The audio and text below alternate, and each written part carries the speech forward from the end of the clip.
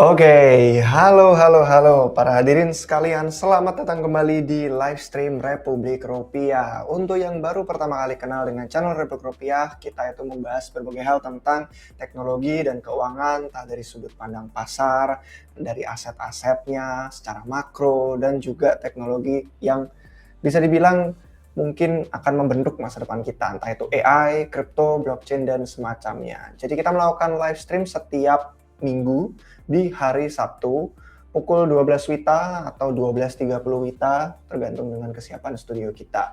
Jadi untuk yang baru join silakan kita membuka tempat untuk kalian bertanya-tanya juga, yang pada pengen diskusi, ngobrol, komen, atau punya pertanyaan khusus bisa langsung taruh di kolom komentar. Nanti kita bakal jawabin itu.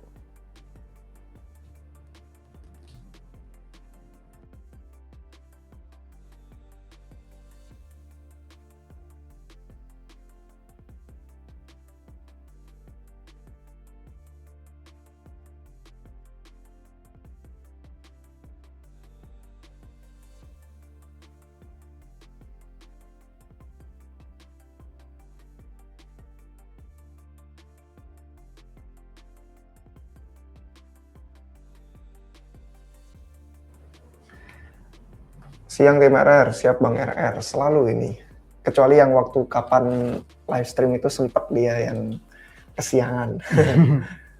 Tapi Joseph Willis sudah hadir dan seperti biasa. Kita sambil share link kali ya?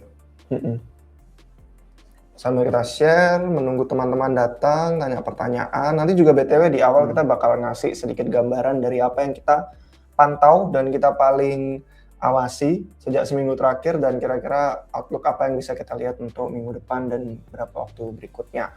Pokoknya kita bakal ngomongin cukup banyak, terutama dengan yang kita lihat kemarin ya di Twitter Republik Rupiah, itu obrolan bahasan tentang krisis yang disebabkan AI itu cukup diperhatikan banyak orang.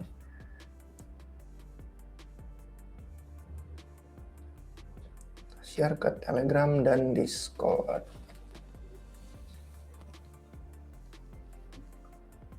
Oke guys, mungkin buat teman-teman yang punya pertanyaan bisa langsung di-share aja di kolom komentar. Nanti ada section Q&A, kita biar langsung bisa baca-baca ya pertanyaannya dan kita berikan jawaban. Boleh seputar market, boleh seputar makro atau teknologi atau AI yang akhir-akhir ini sangat-sangat booming ya. AI ini benar-benar setiap tahunnya itu, dari tahun ke tahun itu pasti ada selalu bahasan tentang AI, apalagi perkembangannya yang sangat pesat di era teknologi sekarang ya. Halo Bli, halo Lioli. Halo Bang, halo Bang Raden Salah, Saleh, Bang Saleh. Oke, sudah kita share di Telegram sama Discord. Oh, ini ada beberapa orang yang udah beberapa kali ya kita lihat di live stream yang saya Joseph Willis. Saleh Rahman ini juga lumayan beberapa kali nanya sebelumnya. Oke, jadi guys sekalian kita juga mau ngasih tahu. Tapi kita on cam dulu ya. Ya. Halo. Wah, oke. Kita mau ngasih tahu bahwa dalam beberapa waktu ke depan, karena kita juga ngelihat kan dengan banyaknya hal-hal yang bisa dibahas dari selain dari kripto dan pasar keuangan, karena kan saling keterkaitan ya. Kripto itu adalah pertemuan antara teknologi dan keuangan. Makanya kan ada banyak sekali audiens yang sebenarnya itu bisa dipertemukan dari kripto, entah itu dari segi keuangannya atau teknologinya. Dan kita berencana untuk beberapa waktu ke depan itu memperbanyak show kita di YouTube. Jadi kita akan menambah topik-topik dan menambah presenter dan menambah host sama tamu juga guest untuk berbagai bahasan di channel YouTube Republik Rupiah. Jadi kalau misalkan kalian belum notice, kita sudah melakukan sedikit aja refreshing gitu untuk brand kita, dan kedepannya kita bakal lebih sering membahas dari banyak hal. Jadi kalau misalkan kita pengen lihat sebenarnya gambaran-gambarannya itu, kita bakal ada podcast. Dan kita bakal ada video dari guest yang mungkin kalau kalian lihat di hari Rabu minggu lalu, itu kita sempat ada live juga.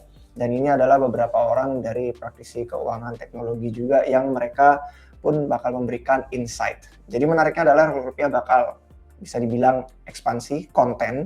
Kita bakal mencakup berbagai hal, bukan dari kripto aja, tapi juga dari segi pasar keuangan secara umum. Terus kita bahas dari segi optimistic tech, jadi teknologi-teknologi yang ke masa depannya itu harapannya bakal membentuk dunia kita jadi lebih baik, bukan jadi lebih buruk aja, tapi kan butuh persiapan. Nah, kira-kira apa yang harus kita persiapkan dari segi sebagai investor, atau sebagai adopter, sebagai user, ya kan, sebagai builder, apa yang perlu kita perhatikan. Terus setiap minggunya bakal ada wrap up seperti biasa, live stream bakal tetap kita lanjutin setiap hari Sabtu, tapi bakal ada tambahan podcast tamu-tamu dari berbagai guest yang kita rasa menarik untuk diundang. Jadi kita nantikan aja, nanti bakal ada pengumuman lebih lanjutnya terkait dari jadwal-jadwalnya dan presenter dan hostnya siapa aja. Tapi intinya kalian nggak perlu kaget, kita bakal menambah topik-topik yang kita bahas di Rebut Rupiah dan ekspansi konten. Itu aja untuk kalian yang penonton setia live stream, jadi udah tahu. True, di bear market malah ekspansi ya, menambah konten, bukan makin menghilang. Tidak, masih di sini guys. Dan BTW kalau misalkan kalian belum tahu, di YouTube itu sudah ada fitur dubbingnya juga. Jadi meskipun ada beberapa video yang kita upload nanti dengan presenter dari luar pakai bahasa Inggris, itu ada fitur dubbing yang mana kalau misalkan kalian nonton, itu bisa, ini sebenarnya secara otomatis juga sih, tergantung dari device yang kalian pakai, itu defaultnya bahasa apa.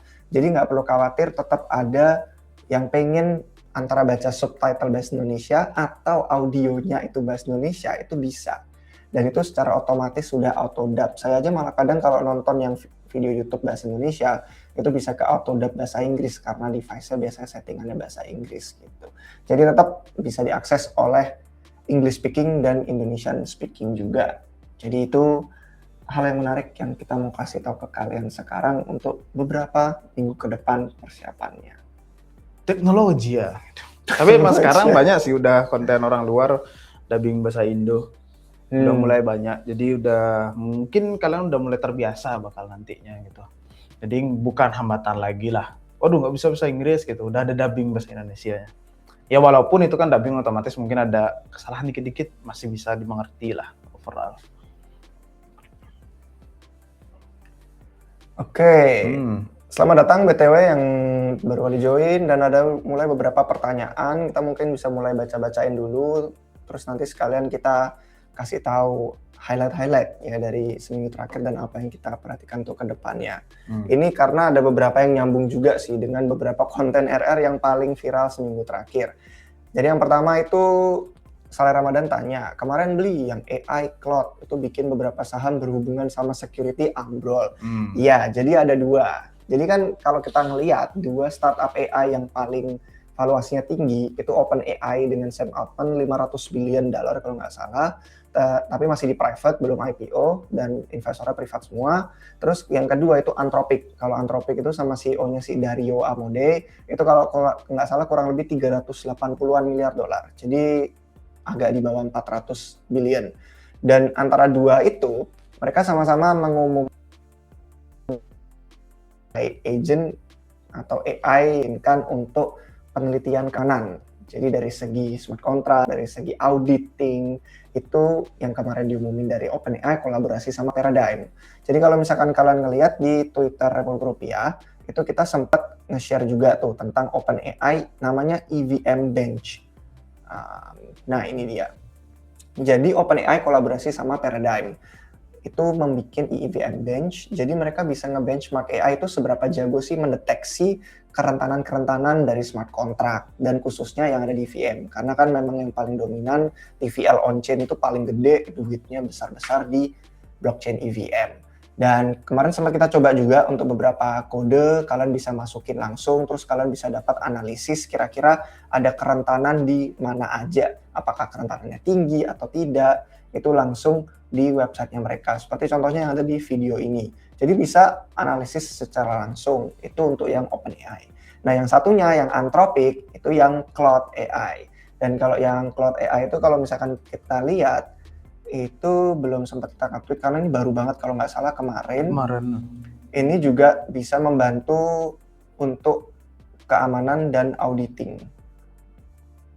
Cloud Desktop, nah ini dia, Cloud Code Security, Limited Research Preview. Jadi bisa nge-scan kode base, bisa nge-scan kerentanannya juga apa, software yang ditargetin, dan bisa bantu untuk nge-patch, meskipun ya pasti masih ada beberapa iterasi, masih di awal-awalnya sekarang.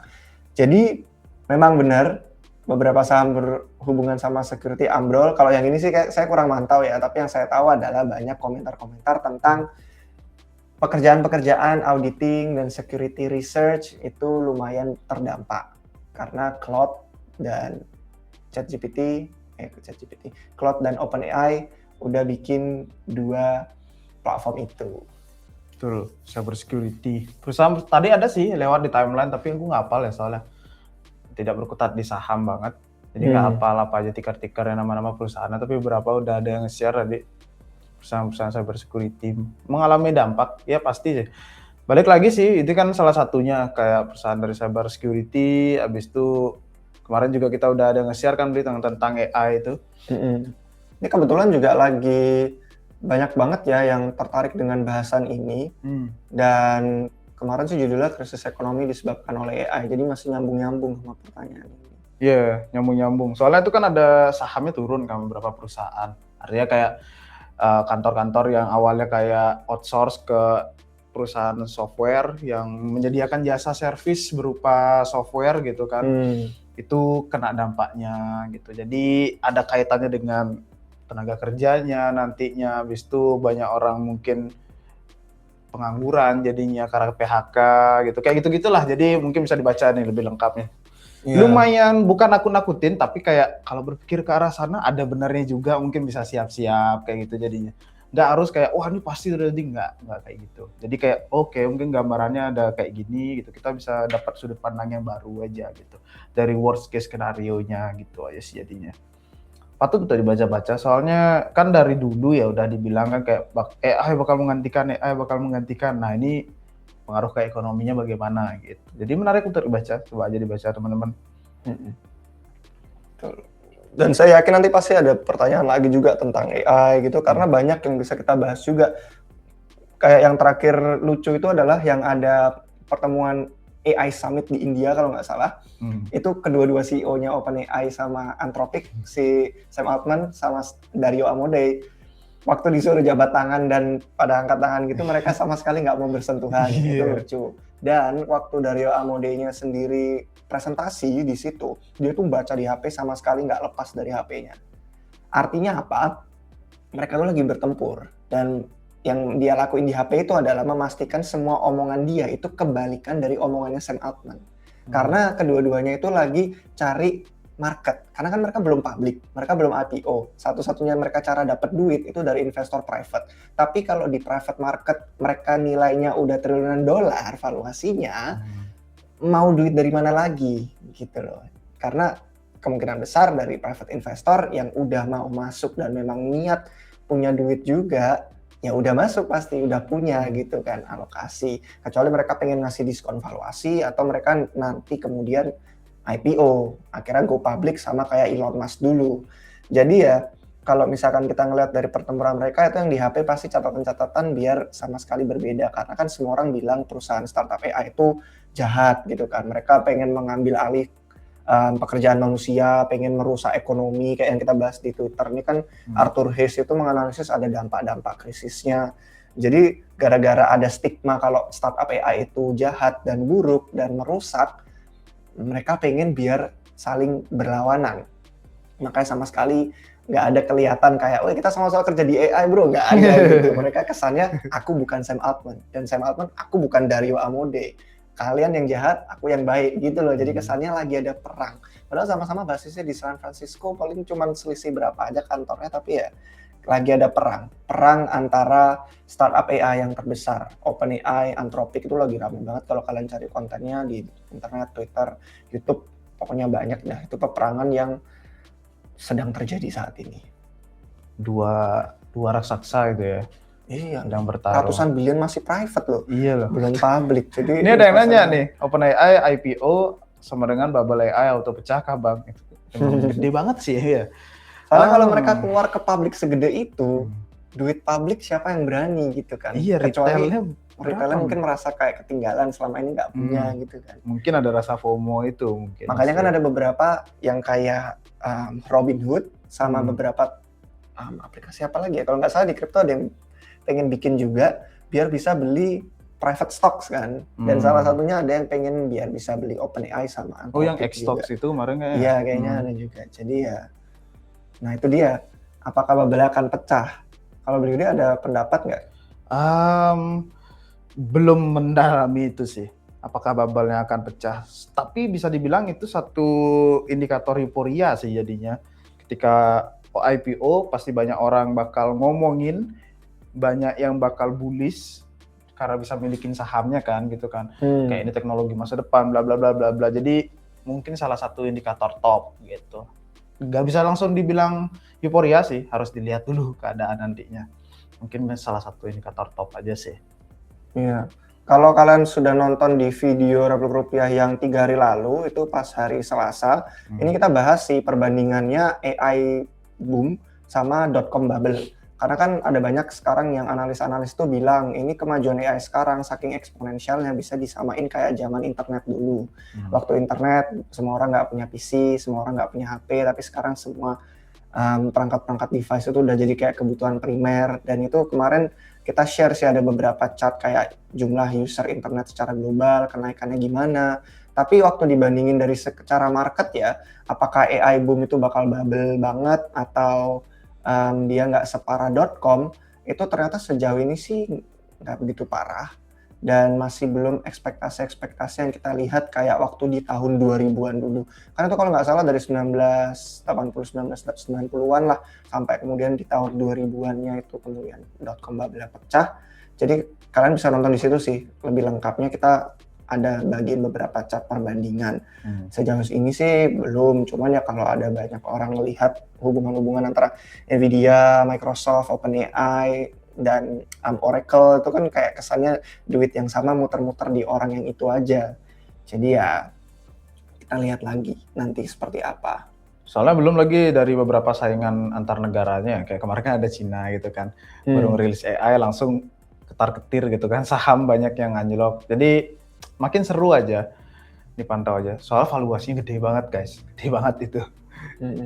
Jadi sulit sih untuk retail. Dia komen lagi, mending masuk IPO-nya SpaceX daripada OpenAI. Dia lebih pengen ke bulan artinya. Kalau SpaceX kalau nggak salah kemarin kan acquire XAI-nya juga ya, dan mereka pengen data centernya itu dibangun di space. Cuman timeline-nya dia sih terlalu bullish, jadi terlalu optimis lah bisa dibilang, dan ada banyak yang bikin susah juga meskipun banyak manfaatnya, kayak mungkin bisa dibilang 5 dari 7 halnya itu bermanfaat, tapi sisa-sisa yang risiko kontranya itu justru malah susah untuk dimungkinkan kalau mau di luar angkasa. Tapi ya nggak apa-apa, kalau misalkan ada orang pinter yang punya duit pengen berinovasi, kita lihat aja nanti sampai mana dia kemajuannya. Jadi kalau dibandingin sama OpenAI, ya itu dia. Kalau XAI ada AI-nya si Grok, kalau OpenAI ada Sam Altman, kalau Anthropic ada Dario Amodei, sisa ininya aja sih. SpaceX emang berapa valuasinya? Kalau itu kurang tahu. Jujur dari antara semua yang startup itu kurang mantau yang valuasinya si Elon Musk. Oke, ada yang tahu bisa komen. Karena cuma tahu Teslanya doang yang udah IPO dan launch. Tapi dia ada banyak juga, soalnya banyak banget. Oke. Lanjut lagi. Oke, ada beberapa pertanyaan tentang Monad dan Nitro. Jadi kita bisa jadiin satu. Untuk dampak dari Nitro terhadap perkembangan development dApps di Monad, apakah sudah ada dApps yang inovatif? Kalau misalkan kita ngomongin soal Nitro-nya sendiri, itu dia sampai pertengahan Maret kalau nggak salah. Jadi kita tunggu aja sampai submission-nya ditutup, semua project sudah apply, terus baru nanti dari sana kita nunggu dari judge-nya, demo day-nya mereka, terus investornya, kira-kira mana yang mereka rasa paling menarik. Jadi bulan depan, mungkin akhir bulan depan atau awal bulan April kita bisa mulai lihat beberapa aplikasi menarik yang layak dapat $500.000 hari pertama langsung. Dipercepat ekspansi skalanya dalam 3 bulan aja programnya itu. Itu yang bisa kita lihat nanti. Terus pertanyaannya tentang Monad, analisa apakah bisa menjadi penantang kompetisi dengan altcoin seperti ETH dan Solana, kira-kira pembuktian butuh berapa tahun? Ini kita sudah bahas di live beberapa minggu lalu, saya lupa yang mana, tapi pertanyaannya mirip. Jadi untuk unlock itu lumayan besar di menjelang akhir tahun ini, kalau nggak salah Oktober atau November 2026. Dan 1 tahun itu menurut saya krusial untuk ekosistem itu dibangun.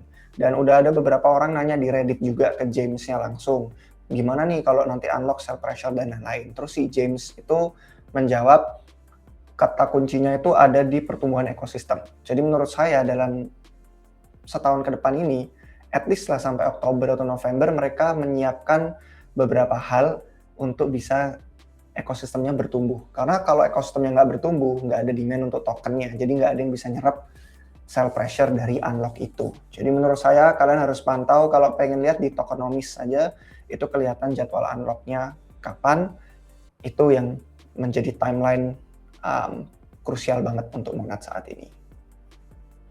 Kayak di bawah ada lagi satu development. Ada juga. Nah ini Monad masih development serius banget, banyak event, apakah bakal terus development. Tapi kenapa banyak berapa tim developer keluar? Yang keluar tuh bukan developer. Jadi ada 2 entitas, Monad Foundation sama Kategori Labs. Kategori Labs ini yang paling intinya banget karena secara perusahaan teknologi, mereka yang contribute ke protokolnya. Jadi Monad itu bisa proses transaksi, blockchain-nya jalan, hidup, terus ada validator, itu semua di kategori labs. Monad Foundation itu di sisi atasnya, jadi bukan teknologi di bawah layar, tapi aplikasi-aplikasi yang dipakai sama orang-orang kayak kita user. Dan kebanyakan dari pekerjaan-pekerjaan yang dilakukan Monad Foundation sebelum mainnet itu sudah selesai. Karena pekerjaan-pekerjaan itu ya beberapa yang keluar tuh contohnya ada yang dari ekosistem, ada yang dari NFT, ada yang dari DeFi.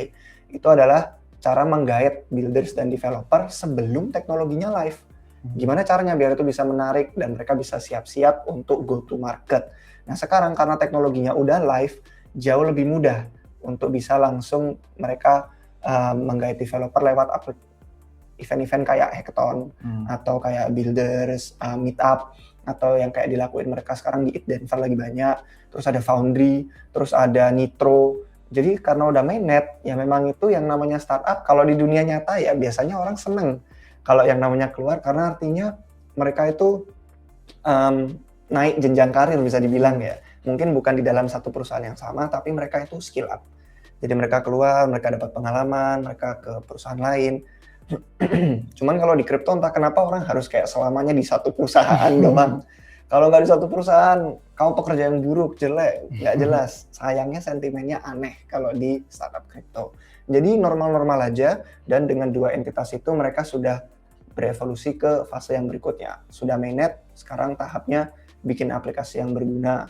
Jadi sangat-sangat tidak mengkhawatirkan. Untuk banyak eventnya itu juga malah mendukung. Kalau di bear market, fokusnya building, Monad yang paling mendukung, paling suportif. Lihat aja kalau di beranda Twitter, Monad ekosistem yang paling banyak banget ngadain inisiatif-inisiatif untuk developer, fokus bikin aplikasi yang bagus. Jadi kalau dibilang infrastruktur sudah mati, kebanyakan infra, Monad bener, fokusnya nggak di infranya doang, karena itu udah ditangani kategori labs. Jadi Monad Foundation-nya fokus ke aplikasi sama adopsi usernya. Itu sih. True. Soalnya tuh jadi konten clickbait ya banyakan ya. Wah si ini keluar, timnya pada keluar. Itu dah balik lagi ya. Tim itu kan pasti ada evaluasi, habis itu ada visinya lagi beda-beda ke depannya bagaimana, ada target-targetnya masing-masing.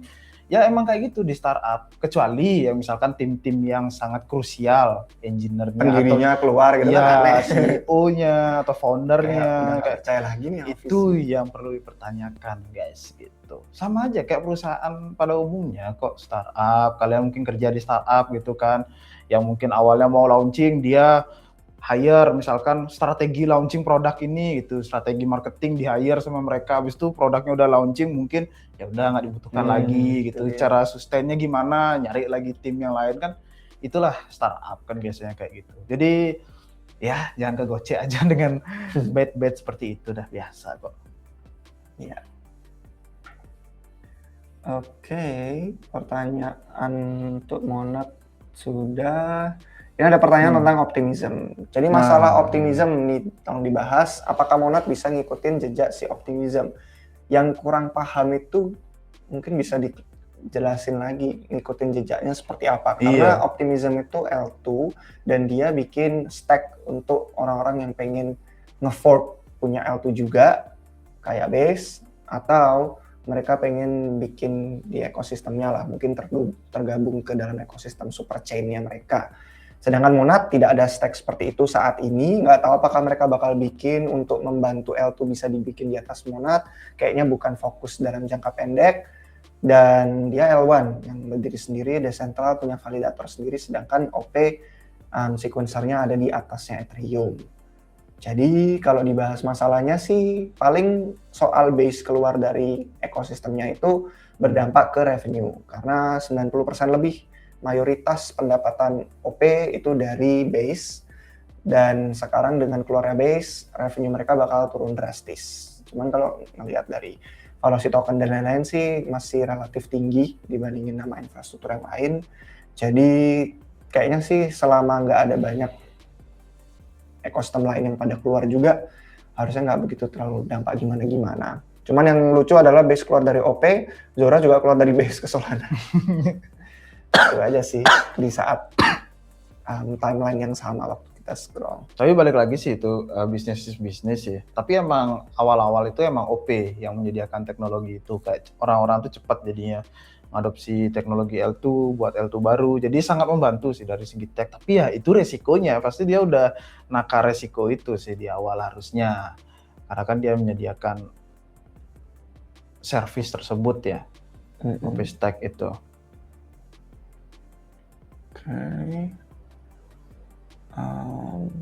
Di sini ada namanya Optimism. OP Oke. Mainnet. OP Mainnet sekarang namanya. Oh, kita share screen dulu kali, Bri. Ada yang mau di-share nggak? Dari OP. Aku nggak tahu sih ada di mana. Kalau apakah Mona bisa mengikuti jejak Optimism?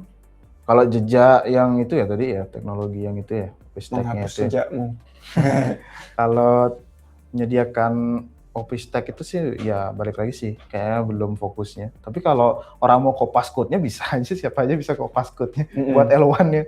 Yang kayak Monad orang udah gini kan, public, tidak private code-nya. Jadi itu sih bedanya. Iya. Itu deh. Apa ini? Cancel dulu. Oh. Tonight, nggak apa-apa tonight. Oke, berikutnya mumpung sempat masih nyinggung Monad juga, unlock token Monad kapan? Kalau nggak salah Oktober atau November. Tadi kita udah bahas di awal, bisa agak dimundurin dikit durasinya. Kalau mau lihat secara spesifik di tokenomics, itu sebelumnya tokenomic atau apa namanya kalau nggak salah. Token unlock ya, sekarang jadi tokenomics. Oke, next apa bahasannya?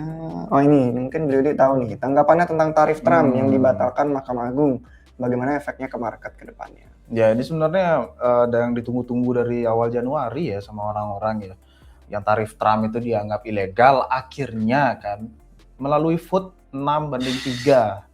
6-3 ya. Tapi ini sebenarnya masalahnya kompleks guys, kompleks. Setelah huru-hara berapa tahun? Iya, udah huru-hara 1 tahun kan. Dari 2025 udah gain revenue banyak dari tarif. Nah sekarang duitnya udah kekumpul, udah mau ngebentuk campaign gitu kan dari pemerintah untuk ngedistribusiin duit, misalkan kayak pemotongan pajak, itu kan dipertanyakan sekarang. Karena duitnya, lah ini duitnya mau diapain? Disuruh balikin apa gimana? Yang kompleks itu kenapa bisa dibilang kompleks dan tidak bakal cepat selesai masalah ini? Satu, dari tim Trump pasti nggak terima. Dia bakal mengulur waktu dan bakal menantang lagi kasus ini, dan itu pasti kalau kasus hukum ya kita kan tahu itu memakan waktu bertahun-tahun. Dan kalau misalkan disuruh refund, itu prosesnya sangat ribet karena banyak banget perusahaan kan yang import, itu ribuan perusahaan lah pastinya importir itu, dan yang merasa dirugikan lagi bisa ngamuk. Contohnya siapa? Pembeli kayak kita, retail. Misalkan kita beli HP nih, udah kena tarif tahun lalu, kita beli tahun lalu kena tarif 10%, dan sekarang tarif itu ternyata ilegal. Lah kita nuntut dong 10% uangku nih, aku udah beli gitu, gimana nih gitu. Mau nuntut kalian ke tokonya gitu, disuruh refund. Nah itu dah, prosesnya itu sangat kompleks. Jadi sangat-sangat akan memakan waktu. Dan yang buat ketidakpastian lagi kan sekarang Trump malahan nerbitin tarif 10% lagi ke global, semuanya dipukul rata lagi, tambahin 10%. Jadi ini dah emang sangat-sangat kompleks guys, sangat-sangat kompleks. Jadi kalau kita lihat dari respon market sih kemarin nggak terlalu heboh, walaupun tarif barunya ini ditetapin bakalan minggu depan ya, awal minggu depan, Senin kalau nggak salah ya, Senin atau Selasa lah, Senin. Jadi itu sih kalau dampak ke market, balik lagi distribusi uangnya kompleks, dan itu kemungkinan kalau disuruh refund sama pengadilan itu bakal ngambil uang kas mungkin ya dari treasury. Uang kasnya masih tebal sih. Balikin, nggak bener kamu caranya. Tapi balik lagi itu dia guys, kompleks. Setiap perusahaan harus nge-apply, harus ngebuktiin berkas-berkasnya yang lama, berkas pembelian, pembayaran dan lain-lain. Tim akuntan mereka semuanya tuh nyariin berkas tahun lalu, dibongkar semuanya, kayak lama banget prosesnya itu. Jadi mungkin tidak akan terlihat banget ya dampaknya untuk di short term, untuk dari peredaran liquidity ya khususnya. Enggak sih. Ini ada yang komen, katanya tarif itu akan jadi subsidi ke rakyat USA. Iya, itu dia, subsidi pajak gitu kan hasil dari tarif itu. Jadi itu dah, saya pun juga kepikiran gitulah, ini uang udah ada yang mau dibuatin campaign, kampanye apa gitu selanjutnya, malah duitnya sekarang kan dipertanyakan jadinya. Kalau didistribusiin balik lagi, kayak Trump nggak mau, habis itu gimana caranya mereka mengulur waktu, dan kalau didistribusiin kembali lagi sangat kompleks. Jadi itu dia, ini uang nih lagi di posisi abu-abu jadinya sekarang gitu. Itu yang menarik. Abu-abu uangnya. Mau dipakai kayak sungkan gitu kan. Nggak dipakai tapi butuh gitu kan. Sungkan, takut salah langkah kalau dipakai gitu. Aduh, begitulah guys kondisinya sekarang. Ketidakpastian itu sangat tinggi sekarang, terutama di AS. Oke, ini ada pertanyaan menarik, tapi Min melihat kondisi makro global ini, BTC masih potensi turun sampai berapa ya? Soalnya kan sekarang ada ETF, penasaran aja. Nanti kita bakal ngasih lihat chartnya, itu ada beberapa potensi penurunan juga. Tapi mumpung kita masih bahasannya makro, mungkin sekalian jawab ini ya. Ada yang bertanya tentang, kok Amerika rilis data PCE lelet banget? Kemarin PCE bulan Desember. Padahal sekarang udah Februari, nggak disuruh lembur kah karyawan? Nggak disuruh lembur. Malah disuruh shutdown. Disuruh lembur, orang mau shutdown. Kebiasaan shutdown. Iya sih, emang kemarin yang Desember, biasanya kan cuman sebulan terakhir ya biasanya. Tapi kita nggak ngerepotin hal itu ya. Tapi kalau kita lihat data kemarin itu yang buat agak sedikit membingungkan.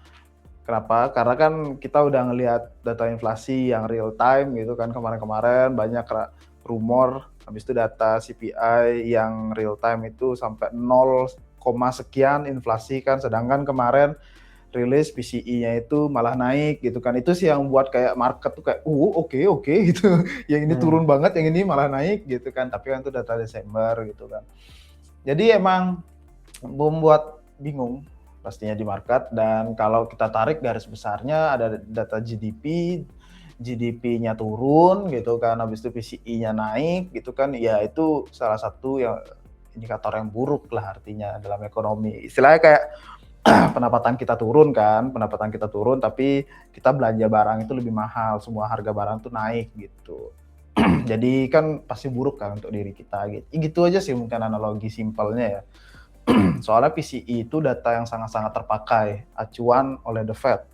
Dia lebih memilih PCE daripada si CPI itu. Soalnya kan indeks dari PCE ini lebih luas ya lanskapnya. Dia ngambil indeksnya itu lebih luas dibanding si CPI itu. Gitu. Jadi acuannya PCE. Disuruh lembur karyawannya, orang shutdown tidak dibayar. Ya, begitulah. Untuk update dari makro yang sekarang emang sedikit, tapi beberapa balik lagi sih kayak data ketenaga kerjaan ada yang sedikit membaik, habis itu indeks beberapa Kayak di minggu lalu ya sempat nge-share itu yang dari Business Cycle ada sedikit angin segar. Ya, semoga aja tidak buruk-buruk semuanya, datanya kan sejauh ini tidak buruk semuanya gitu terpantau. Oke. Itu lagi. Ada yang tanya, coba analisa SWI bang, udah diskon 80% nih. Analisa apanya nih? Kalau analisa teknikal kita bukan TA trader soalnya. Dan kalau ngomongin price action biasanya susah banget mau dibahas selain dari TA, karena altcoins itu kan tidak ada yang namanya analisis on-chain kayak di Bitcoin ya. Cuman kalau yang dimaksud analisis fundamental sih nggak tahu apakah beliau masih ngikutin tuh SWI. Akhir-akhir ini enggak sih, dan jarang juga kelihatan di timeline ya, nggak tahu kenapa. Atau apakah emang nggak ada update besar atau emang nggak kesana algoritmanya ya. Jarang-jarang banget nemu SWI di timeline lagi.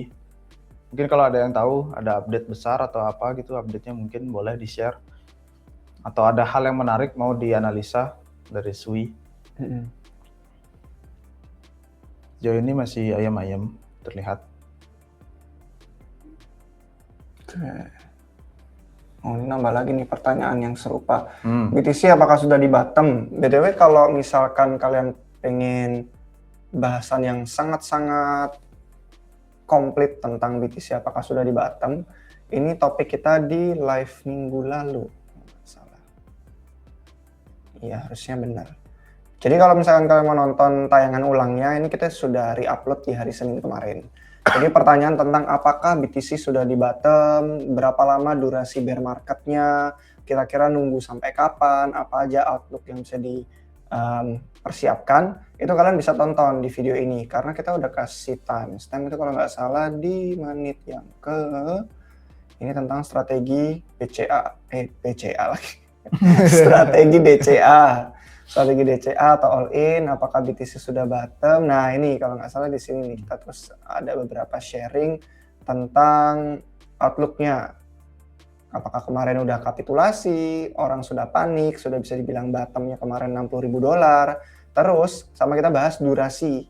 Dan durasi ini jadi persiapan, kira-kira apakah benar harus nunggu setahun sejak ya kemarin di Oktober lagi, baru bener-bener kita bisa naik lanjut bull market, atau ada model-model historis yang ngasih tahu kalau ternyata kita nggak harus nunggu sampai Oktober. Dan itu ada beberapa estimasi. Jadi kalau misalkan kalian mau nonton ulang, ini lumayan panjang sih di bagian pertengahan live streamnya. Silakan nonton sesuai timestamp di video hari Senin kemarin. Itu kita udah kasih tahu estimasi dari yang tercepat, menengah, sampai yang paling panjang durasi bear marketnya. Nah, cuman kalau lanjut bahas tentang ini tentang BTC-nya ya, yang tadi pertanyaan sebelumnya tuh. Kiki Kurniawan, melihat kondisi makro global, apakah BTC masih potensi turun sampai berapa? Jadi memang kalau kita bahas tentang kondisi secara keseluruhan ya, secara makro, secara krisis yang ada di judul thumbnail kita, terus yang kita bahas di Twitter kemarin disebabkan oleh AI, memang ada banyak hal yang bikin skenario penurunan harga lebih buruk lagi. Itu ya ada aja kemungkinannya, kan nggak bisa dibilang mustahil gitu. Cuman kalau misalkan kita ngelihat selain yang AI di tweet kita bahas kemarin, ada juga kayak indeks pasar saham AS, beberapa analis menilai tradingnya lumayan udah mulai berat di atas. Terus ada yang bilang dari segi geopolitik itu kan juga ada permainan catur di sana dan berubah-ubah ya, dinamis. Terus pasar forex juga semakin volatil. Kalau dari indeks dolar DXY itu katanya sideways di support setelah krisis finansial global itu yang 2008. Terus dari bank sentralnya pun mulai intervensi pasar yen Jepang. Terus sama Cina-nya itu yuan terus menguat melawan dolarnya AS. Di samping itu logam mulia ya kemarin gara-gara gerakannya habis parabolik banget terbang kan udah mulai mencerna sekarang, kayak apakah harganya make sense di fase sekarang. Terus sama pasar komoditas ada yang naik lebih tinggi lagi, khususnya kayak minyak itu juga terbang dari low-nya dia harganya. Di samping itu yang kayak tadi mungkin kalau misalkan kalian lupa, ini beberapa bahasan yang kita singgung di live stream sebelumnya juga sih tentang pemilu midterm AS. Ini sih bakal memengaruhi keputusan-keputusan di pemerintahan nanti administrasi AS. siapa yang megang kursi paling banyak gitu kan, apakah dari Partai Demokrat yang kemarin kalah sebagai presiden, dan Republiknya turun terus gitu kan, dengan kinerja mereka sejauh ini bakal mempengaruhi juga. Terus sama satu lagi, kalau kita bahas tentang yang kripto banget, itu yang kita udah lama nggak singgung, Clarity Act. Dan undang-undang Clarity ini kemarin sempat ini naik. Jadi kalau misalkan kita lihat perdebatannya tuh lagi aktif banget. Dan perdebatannya tuh saking aktifnya, dari yang tadinya kemungkinan ditandatangani tahun 2026-nya cuma 60% kemungkinan, sempat melonjak ke 82%.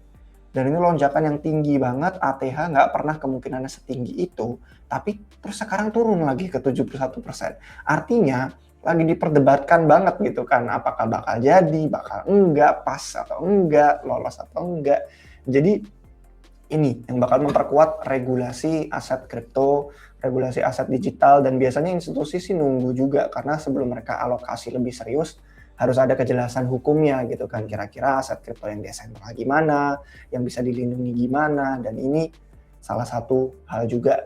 Dan berbagai hal lain yang kalau misalkan kalian pengen baca di tweet kita kemarin, ini disebabkan oleh AI boom, katanya bisa dibilang AI bubble, bisa jadi faktor eksternal di luar kripto yang memengaruhi pasar juga.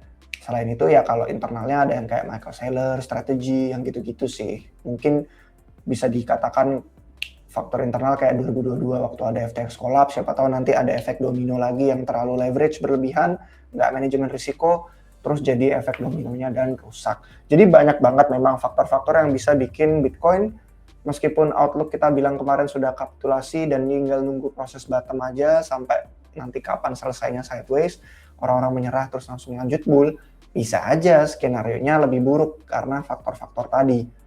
Faktor makro, eksternal, di luar kripto. Jadi ya, kalau misalkan kita ngelihat skenario penurunannya, kalau ada yang lebih ekstrim lagi, itu kita bisa ngelihat dua. Kalau misalkan kalian bandingin sama yang di siklus sebelumnya, itu bener-bener turunnya sampai 75%, 80%. Itu artinya kita batal bull yang kemarin. Udah kita cancel, harganya udah turun lagi ke harga sebelum bull mulai di 2022 yang waktu kemarin.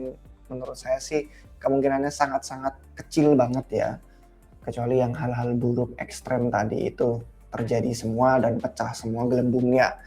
Kalau penurunannya kita ngelihatnya itu ke minus 60%-an ya, 60%-an tuh kurang lebih di harga $50.000. Ya ini sebenarnya sih kalau misalkan kita bandingin ya, itu pas banget di gerakan-gerakan harga yang kemarin waktu puncak bullnya euforia 2021.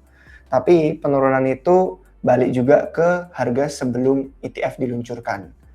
Jadi kalau misalkan balik ke harga ETF sebelum diluncurkan, market cap-nya juga $50.000 itu turun dari $1 triliun. Padahal itu angka psikologis yang oke, ETF udah luncur ya kan, market cap Bitcoin at least valuasinya di atas 1 triliun. Jadi itu benar-benar turun di bawah itu semua. Dan kalau dari segi on-chain, itu kan ada true market mean dan true market mean, nah ada di sini. Itu artinya penurunan yang secara statistik itu udah minus 2 sigma nah istilahnya. Jadi itu udah menyimpang jauh banget dari histori-histori yang sebelumnya udah pernah terjadi. Jadi benar-benar kejadiannya itu ya kalau misalkan kita bayangin turun di bawah $50.000, ya itu artinya kita sudah ke probabilitas yang sangat-sangat jarang terjadi. Harus skenarionya ekstrim yang tadi dari makro sama dari kripto terjadi semua, gelembungnya pecah dan memang efek domino.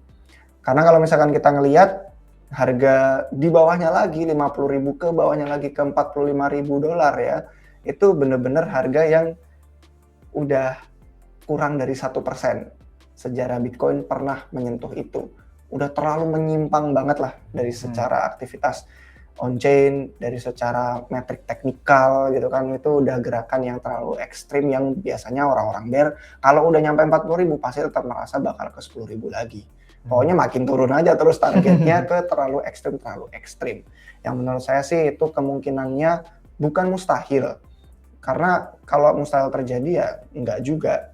Cuman apakah kita pengen bersiap-siap dengan itu atau kita melewatkan kesempatannya aja gitu. Karena ya dengan segala hal ada opportunity cost-nya. Intinya Di harga-harga sekarang itu kurang lebih sih mirip-mirip dengan yang kita udah lihat waktu 2018 sama 2022. Jadi 2018, 2022 itu di titik-titik penyimpangan yang kita sudah melihat harusnya proses bottom sedang terjadi dan dibentuk, tinggal makan waktu aja, entah dari faktor eksternal makro likuiditasnya lebih suportif lagi, atau cuma nunggu orang-orang yang sekarang masih nge-hold dari kemarin masih belum menjual untuk akhirnya menyerah. Mikirnya mereka diamond hands, tapi ternyata mereka nggak sekuat itu. Impact-nya kemarin udah kita rasain, kita udah bahas di live stream sebelumnya, dari segi realized loss itu gede banget, setara Terra Luna sama FTX collapse dan Three Arrows Capital collapse. Jadi ya menurut saya sih sudah bottomnya itu dari segi harga harusnya nggak jauh-jauh dari 60.000 ke 50 ribuan dolarnya itu. Sudah di titik-titik yang kita lihat secara historis itu jarang terjadi. Iya, soalnya bebannya lebih banyak sekarang ya. Kalau penurunannya ekstrim dulu sih, gede banget sih impact-nya jadinya ya. Soalnya kan yang nanya ini juga soalnya sekarang udah ada ETF. Nah, itu kan salah satunya juga udah ada market barunya lagi. Bisa Itu udah, dibilang maksudnya kalau turun ke sini jadi kayak sebelum ETF sebelum ETF. diluncurkan. Iya, sebelum ETF jadinya. Itu udah gede banget sekarang bebannya. Kan dari dulu kan harapannya semakin tinggi harga Bitcoin, market cap-nya bertumbuh, semakin banyak, semakin stabil lah harganya. Makanya institusi bisa ngadopsi gitu kan, masuklah lewat ETF. Kalau masih se-ekstrim itu, buruk banget sih sentimennya bakalan jadinya gitu kan. Institusi juga mandangnya, wah ini terlalu beresiko gitu kan. Ya mungkin ada aja lah penahan-penahannya nanti gitu. Tapi balik lagi nggak ada yang nggak mungkin gitu kan. Cuman skenario terburuk sangat-sangat buruk gitu. Jika bumi itu benar-benar chaos gitu kan. Kalau semua bubble pecah, semua krisis ekonomi beneran terjadi sesuai prediksi orang-orang yang doomsday gitu kan, doomer-doomer, ya itu dia, minus 60% dari all time high. Sudah pernah terjadi di siklus sebelumnya 50.000, tapi ya turun dari 1 triliun valuasi gitu kan. Di bawahnya 200 week moving average, di bawahnya realized price on chain juga. Kalau ke minus 70%, separah kayak bear sebelumnya, yaitu udah kisaran angka 40-45 ribu dolar kembali ke sebelum ETF diluncurkan. Jadi itu skenario-skenario ekstrimnya. Kalau dari segi bottom di harga sekarang, yaitu periode-periode yang kita sudah bahas di live stream sebelumnya, ada outlook 1-2 kuartal ke depan. Tapi yang menariknya ya, kalau orang-orang masih pakai playbook yang sama dengan penurunan yang sama kayak dulu-dulu, itu bisa dibilang nggak make sense untuk sekarang. Soalnya kan kenaikannya aja nggak kayak dulu gitu. Kalau dulu kenaikan dari bottom ke top itu dan bottomnya lagi, dari bottom yang dulu sama bottom yang next cycle itu masih tinggi jaraknya. Kalau sekarang turun ke 30-an gitu kan, dari bottom sebelumnya tuh deket banget jaraknya gitu kayak. Ya balik lagi sih. Kalian nangkepnya gimana gitu. Balik lagi pandangan kalian gimana sih guys.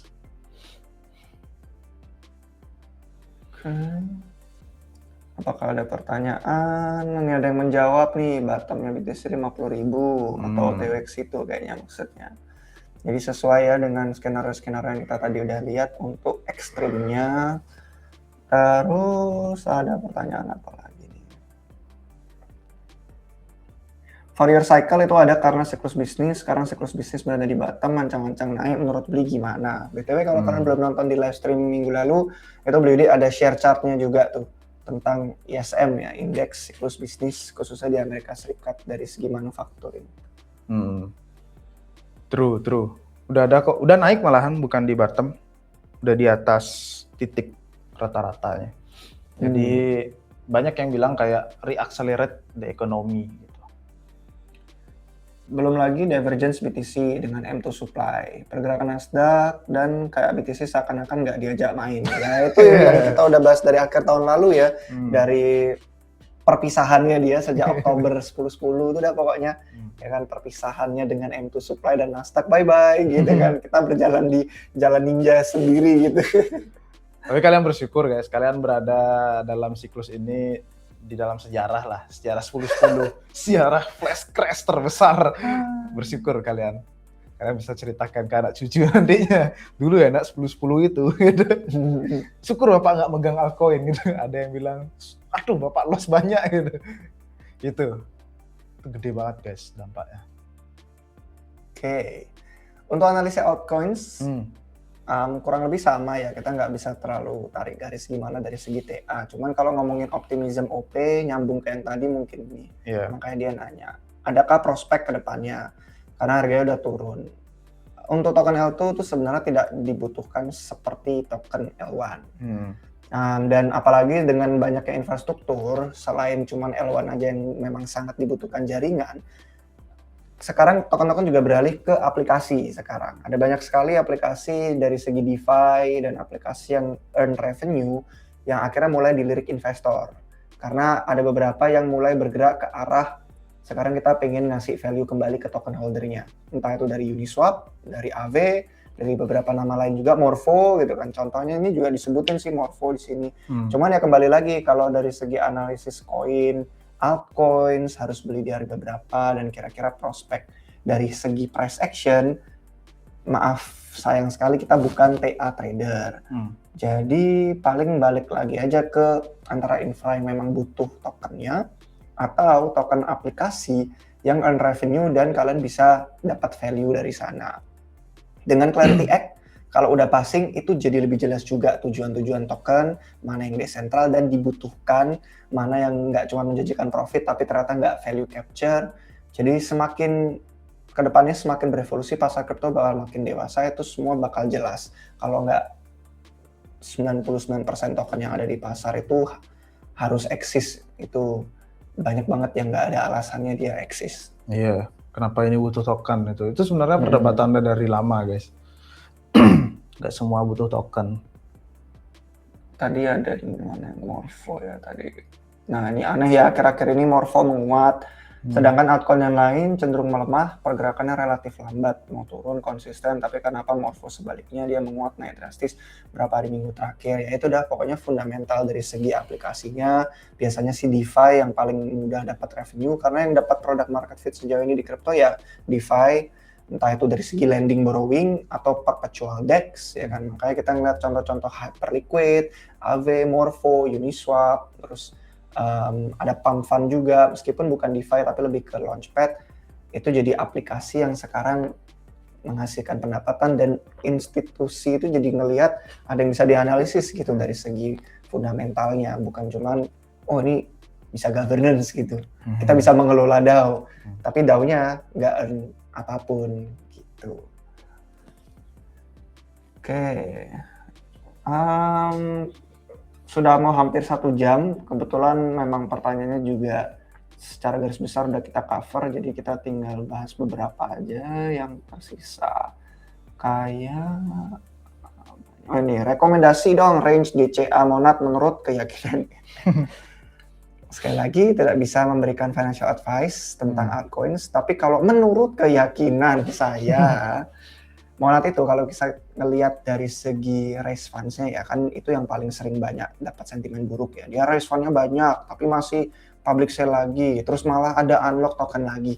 Justru kita melihatnya kalau sebuah startup atau network atau ekosistem atau project atau bisnis itu nggak punya duit, dia akan menjual segala yang dijadikan kesempatan, entah itu dari segi unlock token, bakal langsung dijual biar mereka punya duit untuk funding. Sedangkan kalau sudah ada funding sendiri dan ada unlock, nah itu yang bisa menjadi insentif untuk mereka grow ekosistemnya. Karena kalau kita ngelihat dari segi market cap sama TVL, lebih gede TVL yang Monad daripada market cap-nya. Kalau kita ngelihat dari segi funding, hampir $0,5 miliar gitu kan, 400 juta dolar lebih, hampir $0,5 M. Itu banyak banget yang bisa mereka gunakan untuk alokasi pertumbuhan ekosistem, entah untuk hal-hal lain dari seputar market, support, dan semacamnya. Terus ditambah alokasi token yang dari segi ekosistemnya 30% itu juga yang sudah unlock, tapi alokasinya kayaknya masih belum 100% mereka tujukan juga untuk kemana. Jadi dari segi kalau bahasa Inggrisnya itu war chest ya. Jadi mereka itu pengen bertempur, pengen bersaing, ada ekosistem yang pengen dikejar pertumbuhannya, itu duit-duit liquid bisa dipakai gitu loh sebelum unlock token itu terjadi. Jadi menurut keyakinan saya dari segi financialnya itu sangat-sangat kuat banget Monad Foundation, kategori labs dan ekosistemnya mereka. Pokoknya sebelum unlock krusial banget emang pertumbuhan Eco, dan menurut saya bakal kita ngelihat banyak dari inisiatif-inisiatif buildernya. True.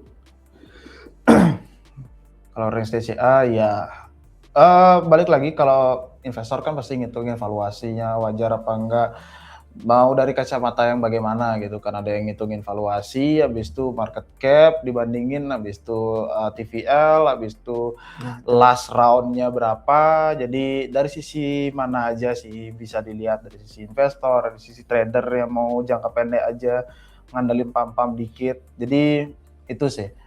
Kalau masih dirasa under value, dilihat kan metrik-metrik onchain-nya bisa dari token terminal kayak gitu-gitu. Itu sih yang pentingnya. Kalau dirasa under value gitu. Kalau dirasa masih over value gitu, tunggu dulu gitu. Itu sih balik lagi metrik-metrik yang harus dilihat. Kalau pengen ngikutin update-nya dalam bahasa Indonesia tuh di Twitter Indonuts sering banget ngupdate dari segi chart, dari segi metriknya. Kira-kira pertumbuhan TVL berapa banyak, stablecoin, terus dari segi bridging-nya udah berapa banyak yang flow-nya masuk. Kalau nggak salah, Monad itu selalu di top 5. Dia di bawahnya Ethereum, Solana, Base yang gede-gede ya. Kadang dia di peringkat 4, kadang peringkat 5 gitu. Menunjukkan bahwa berbagai aset dan likuiditas dari semua blockchain itu mengalir ke Monad. Dan itu kalau kita ngecek dari seminggu terakhir, sebulan terakhir, itu biasanya yang selalu di atas. Dan dari segi pertumbuhan kemarin ATH juga, TVL-nya ATH, pertumbuhan stablecoin-nya ATH. Jadi ya tinggal kita sesuaikan aja dengan keyakinan masing-masing. Ini kan kita membagikan keyakinan gitu kan dari hal yang kita lihat. Pokoknya di Indonuts wajib follow kalau pengen ngikutin pertumbuhannya Monad dan ekosistemnya. Dalam bahasa Indonesia, hampir setiap hari mereka ngepost dan tweet. Oke, lanjut lagi. ICP bagus nggak? Ini sudah di 2 apa 3 siklus sebelumnya dan kurang lebih sudah nggak banyak muncul di beranda, jadi kita udah nggak begitu ngikutin dan kayaknya relevansinya sudah semakin berkurang. Ada beberapa teman kita juga yang sempat kerja di sana dan ngasih beberapa insight kalau mereka sendiri pun sudah nggak begitu minat dan tertarik lagi untuk di ekosistem itu. Tapi ya itu kan sampel satu orang, nggak tahu kalau dari pihak-pihak lain yang masih ngikutin ICP. Ini pertanyaan yang sulit tadi katanya karena sudah ada launching ETF, bukannya berita bullish. Kita bisa berkaca lagi ke Bitcoin juga, sudah ada ETF, bukannya bullish gitu kan. Padahal dia dengan dengan narasi dan tesis yang paling bisa diterima oleh banyak orang. Jadi ETF memang hanya salah satu pembeli yang lebih gede daripada ETF itu juga ada retail on-chain-nya Bitcoin, sama ada Michael Saylor Strategy juga. Jadi ya kembali lagi tergantung sama sales ETF-nya, gimana cara mereka meyakinkan investor kalau aset-aset altcoins ini menarik. Karena kalau berkaca ke Bitcoin pun belum begitu menarik untuk mereka. Karena penurunannya dari ATH terakhir kemarin itu sudah minus 50%, 120-an ke 60 ribuan dolar. Iya, belum tentu sih masuk ETF itu artinya bullish ya. Kalau kita lihat tarik ulur lagi ya ke belakang, itu cuma BTC aja yang beritanya masuk ETF langsung sentimennya bagus semuanya, pergerakan harganya kerasa. Yang lain-lain nggak terlalu. Habis itu Solana dan lain-lain nggak terlalu ngefek ke harga langsung, nggak. Sejarah nggak tuh katanya. No, yang tadi ya masuk sejarah. Sejarah 10-10. Sekarang nggak muncul lagi emojinya, kemarin sempat muncul. Solana gimana bang? Nah tuh. Solana gimana? Solana sih makin gacor kalau dari segi on-chain ya. Kita ngelihat perbandingannya dia sama Ethereum, dia mimpin banget dari segi revenue, aktivitas, dan bener-bener bukan cuma kebangkitan pasca FTX doang dia. Yang sebelumnya kan dibilang, oh bangkit mungkin cuma karena ada airdrop, karena ada meme season. Tapi ternyata dari segi airdropnya yang udah bisa dibilang non-exist sekarang ya. Terus dari segi meme seasonnya juga ramai banget, enggak, pump juga enggak gimana-gimana, tetap printing. Jadi memang bisa dibilang udah 2 blockchain utama smart contract sih kalau ngomongin Ethereum, Solana selalu ada. Dan dari segi event-eventnya mereka juga accelerate banget. Kemarin yang Solana Accelerate, namanya kebetulan Accelerate juga, itu di Asia Pasifik ada. Terus mereka ada breakpoint lagi tiap tahunan lanjut. Barengan kalau di tahun ini Ethereum ada ETH Denver. Jadi ya dari segi building banyak investor sama banyak akselerator itu menyarankan kalau mau building di kripto sekarang antara di Ethereum ya Solana gitu. Tinggal pilih mau EVM mau SVM gitu. Jadi ya perkembangannya bakal semakin maju. Dari segi infrastruktur, MEV dan segala macamnya itu juga makin banyak project-project yang jadi saingannya Jito. Dan itu bakal bikin pasar di Solana makin efisien, makin efektif. Jadi bisa saingan sama CEX. Bukan lagi saingan sama DEX, saingannya udah sama CEX. Dan beberapa perpetual bakal join segera karena kan udah kesalip dari Hyperliquid. Harusnya kan Solana blockchain tercepat. Kenapa kok orang tradingnya nggak di Solana, malah tradingnya di Hyperliquid? Ya karena Drift sama Jupiter masih kurang. Sedangkan yang mau live udah ada Bullet mainnet, satu lagi bulk trade itu didukung sama Anatoly langsung, juga lagi di cooking. Jadi ya menurut saya sih perkembangan Solana bakal makin kompetitif sama Ethereum. Kalau dibandingin sama Alt L1, Alt L2 lainnya sih udah jauh selangkah di depan Solana. Soalnya udah battle tested ya. Udah battle tested, melewati fase-fase terburuknya kayak Ethereum dulu. Ya. Tapi si ini Sam Altman masih Sam Altman deh. SBF masih megang ya Solana. Nggak tahu deh kalau itu masih apa. Iya dia ngupload foto-fotonya ya dari dalam penjara ya. Nggak tahu itu beneran apa enggak ya. Kayak kelihatan kan dia punya share di Anthropic gitu ya kalau nggak salah. Ada habis itu ada Solana atau investor privatnya dia gitu. berarti. Iya. Bisa masuk. Coba deh kalian cek guys, ada nggak sekarang ya? Masih ada nggak itu? Tapi intinya jadi memvalidasi tesis L1 gitu. Karena pada akhirnya yang gede-gede lagi ya Bitcoin L1, Ethereum L1, Solana L1 gitu. Karena ada komentar juga nih tadi tentang L2 kayaknya bapuk karena dikata-katain Vitalik kah. Bukan karena dikata-katain Vitalik sih, tapi karena memang pasar itu sadar kalau infrastruktur L1 tuh kalau general purpose dan menawarkan hal yang dicari builder, yang mereka pengennya di situ karena sharing. Semua aset, likuiditas, aplikasi sharing. Jadi mereka pengen pindah-pindah gampang di satu lingkungan, nggak usah bridging terpecah belah kemana-mana. Jadi akhirnya ya makanya yang dapat product market fit sampai sekarang ya Ethereum, ya Solana gitu. Jadi menurut saya kedepannya bakal makin kompetitif dan perkembangannya bagus. True. Ethereum, Solana. Itu emang dikhususkan lebih ke mengkhusus ya, lebih ke mengkhusus yang membutuhkan misalkan kecepatan gitu, yang membutuhkan scaling itu kan. Jadi kalau kita lihat aja deh, coba aja berkaca ke belakang, L2 ke belakang tuh kalian make nggak gitu? Kesehariannya make nggak? Dan apa perbedaannya setiap L2 itu gitu. Jadi dari ekosistemnya kita bisa bedain, kalian kalau mau ke L2 ini mau pakai ini misalkan itu. Tapi kalau kita tarik ya secara overall hampir sama semuanya gitu kan. Ya general purpose, habis itu ada DeFi-nya, habis ada game-nya dan lain-lain, kayak nggak ada yang sangat mengkhusus gitu. Misalkan ini L2 untuk A gitu, misalkan dikhususkan untuk privasi gitu misalkan, dikhususkan untuk kecepatan, untuk gaming gitu misalkan, atau high frequency trader kayak gitu-gitulah gitu. Jadi emang punya spesifik tujuannya apa gitu, bukan general lagi kayak L1 dong jadinya gitu. Itu sih mungkin kita bukan jelek-jelekin tapi sesuai kita sebagai user pun gitu juga. Kalian kalau terlalu banyak L2 mau pindah-pindah lagi bridging sana sini lebih meresikukan uang kalian karena berjam bridging gitu kan. Itu sih agak ribetnya, terkendala di UX jadinya. Ya. Oke, jadi udah lewat dari sejam. Ini ada yang baru masuk, ada yang ketinggalan, bisa ditonton ulang. Antara tinggal mundurin durasinya atau tonton yang hari Seninnya, nanti bakal ada timestamp khusus topik. Terus tentang tarif ilegal juga termasuk sudah dibahas tadi sama Beliudi, kata Mahkamah Agung ilegal efeknya apa. Dan paling ini yang terakhir aja kita bacain, pendapat pribadi secara makroekonomi arahnya kemana. Apakah ketika Powell diganti bulan Mei bakal positif menurut isu orang yang bakal gantiin Powell itu pro Trump? Semuanya itu dipilih Trump ya, Powell pun dipilih Trump, jangan lupa. Dia dari sebelum Biden menjabat, Trump dulu kan menjabat, nah itulah dipilih Powell. Mereka tuh bestie dulu, sekarang nggak tahu konflik. Tapi ini masih banyak yang bakal analisa lanjut, beberapa analis yang saya ikutin tuh bakal analisa lanjut, soalnya dari dulu si Kevin Hart itu kan hawkish gitu kan, terkenal hawkish dari pendapat-pendapatnya dia. Nah yang perlu dipantau itu kita nggak memantau hal yang simpel kayak oh dia bakal pangkas suku bunga nggak gitu, nggak hal kayak gitu. Jadi kita mantau itu kayak strategi dia tuh gimana sih gitu ke depannya untuk biar bisa agak ngikutin Trump dikit biar maksudnya Trump juga seneng, tapi ekonomi yang dia sebagai independen, the Fed gitu kan, masih jalan gitu, strateginya tuh gimana gitu. Belum artian bakalan pangkas suku bunga, bakal bullish, enggak, bisa aja kebalikannya kayak pendapatnya si ini ya, pendapatnya si Michael Howell, katanya kalau pangkas suku bunga itu bakal sebaliknya, bukan bullish, gitu kata Michael Howell menurut keyakinan beliau.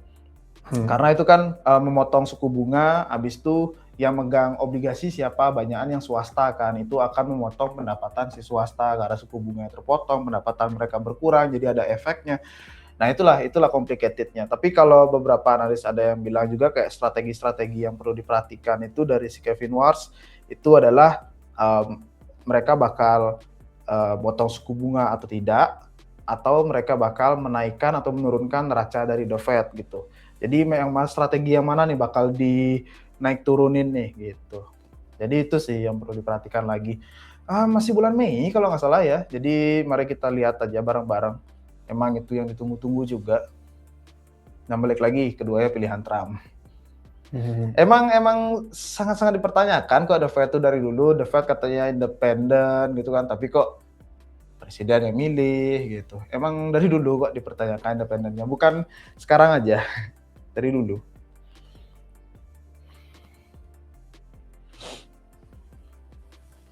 Ya, tapi bukannya Powell nggak sejalan sama ide-ide Trump. Nah, itu kan kita nggak tahu di balik layar. Di balik layar kita nggak pernah tahu gimana. Pilih Trump, satu partai juga. Partai juga, kenapa Tapi tetap tiba-tiba tidak. slack gitu. Apa emang sengaja dibuat image seperti itu kan nggak tahu kita di balik layar gitu. Ya, kita percaya aja lah yang ada di depan layar sekarang gitu. Itu sih, mungkin overall udah kita jawab, udah 1 jam juga. Jadi dia ada tambahan lagi. Ini pas banget sih sebenarnya kita bisa ngabisin semua pertanyaan. Semoga memuaskan dan bermanfaat. Kalau misalkan ada yang kurang, kita bisa bahas di live stream minggu depan lagi. Paling pesan terakhir adalah jangan lupa subscribe. Kalau misalkan kalian pertama kali ketemu dengan Republik Rupiah, channel kita akan membahas berbagai hal dari persimpangan teknologi dan keuangan. Mau itu secara makro, secara pasar, secara AI, kripto, blockchain, apapun pertanyaan kalian kita terima setiap minggu di live stream ini. Jadi sampai jumpa di Sabtu berikutnya guys. Makasih udah nonton sampai akhir. Yo, cheers guys.